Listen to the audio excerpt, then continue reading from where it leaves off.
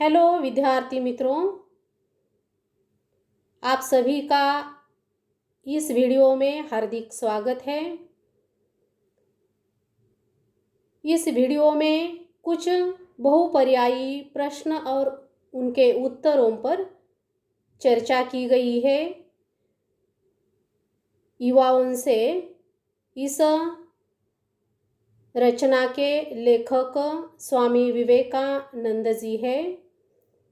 यह रचना युवकों को संबोधित करके लिखी हुई रचना है। यह एक प्रकार का संबोधन है। तो दोस्तों देखिए, पहला प्रश्न एमसीक्यू के लिए या बहुपर्यायी रूप में पूछा जाएगा कि युवाओं से साहित्य की कौन सी विधा है। इस प्रश्न का उत्तर है संबोधन। दूसरा प्रश्न देखिए, युवाओं से इस रचना के लेखक कौन है। इस प्रश्न का उत्तर है स्वामी विवेकानंद। आगे का प्रश्न है, स्वामी विवेकानंद जी का जन्म कब हुआ। इसका उत्तर देखिए 12 जनवरी 1836। आगे का प्रश्न है, स्वामी विवेकानंद जी का जन्म कहाँ हुआ। इस प्रश्न का उत्तर है दोस्तों कलकत्ता। उसके बाद आगे का प्रश्न है, स्वामी विवेकानंद जी का बचपन का नाम क्या है। इस प्रश्न का उत्तर है नरेंद्र।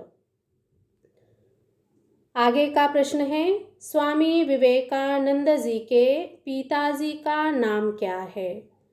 इसका उत्तर देखिए दोस्तों विश्वनाथ दत्त। उसके बाद अगला प्रश्न है, स्वामी विवेकानंद जी के माताजी का नाम क्या है। इस प्रश्न का उत्तर है भुवनेश्वरी देवी। दूसरा प्रश्न देखिए, स्वामी विवेकानंद जी के दादाजी का नाम क्या है। इस प्रश्न का उत्तर है दुर्गाचरण दत्त। आगे का प्रश्न देखिए, स्वामी विवेकानंद जी के पिताजी पेशे से कौन थे। इस प्रश्न का उत्तर है वकील।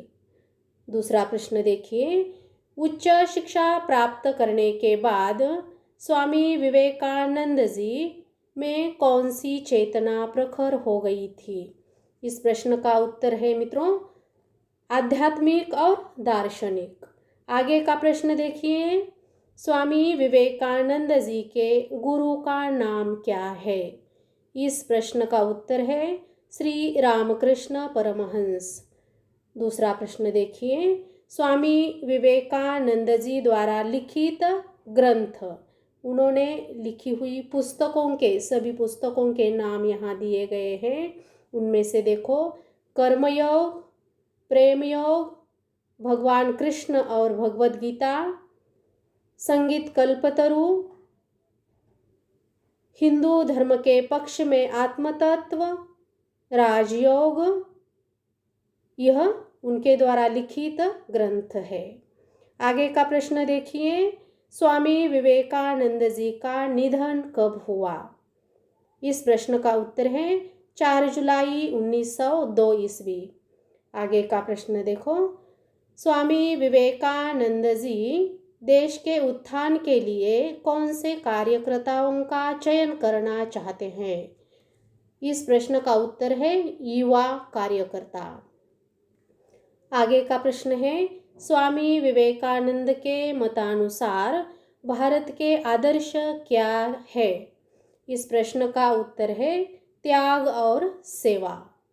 दूसरा प्रश्न देखिए, नव युवकों को डैश डैश बनाना चाहिए। इस प्रश्न का उत्तर है शक्तिशाली। आगे का प्रश्न देखिए, भारत का उत्थान कौन सी शक्ति से होगा। इस प्रश्न का उत्तर है आत्मा की शक्ति, या फिर दूसरे शब्दों में कहा जाए तो प्रेम की ध्वजा से भारत का उत्थान हो सकता है।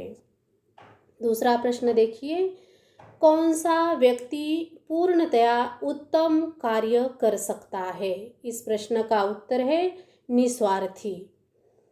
आगे का प्रश्न देखिए मित्रों, मैंने तो केवल नव युवकों का संगठन करने के लिए जन्म लिया है। प्रस्तुत वक्तव्य किसका है? इस प्रश्न का उत्तर है स्वामी विवेकानंद। उसके बाद दूसरा प्रश्न देखिए, मैं तो सिर्फ उस डैश डैश की भांति होना चाहता हूँ जो श्री रामचंद्र जी के पुल बनाने के समय थोड़ा बालू देकर अपना भाग पूरा कर संतुष्ट हो गई थी। इस प्रश्न का उत्तर है गिलहरी। दूसरा प्रश्न देखिए दोस्तों, डैश डैश असंभव को संभव कर देता है।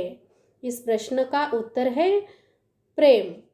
आगे का प्रश्न देखिए, उठो जागो और तब तक न रुको जब तक लक्ष्य प्राप्त न हो जाए। प्रस्तुत वक्तव्य किसका है? इस प्रश्न का उत्तर है मित्रों स्वामी विवेकानंद। दूसरा प्रश्न देखिए, हमें उन विचारों की अनुभूति कर लेने की आवश्यकता है जो जीवन निर्माण, मनुष्य निर्माण तथा डैश डैश निर्माण में सहायक हो। यहाँ इस रिक्त स्थान में आएगा चरित्र, अर्थात इस प्रश्न का उत्तर है चरित्र।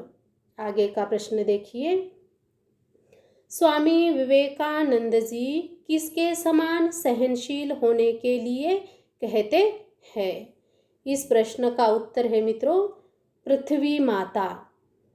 दूसरा प्रश्न देखिए, मनुष्य ने सबसे पहले क्या बनने का प्रयत्न करना चाहिए? इस प्रश्न का उत्तर है मनुष्य। आगे का प्रश्न देखिए दोस्तों,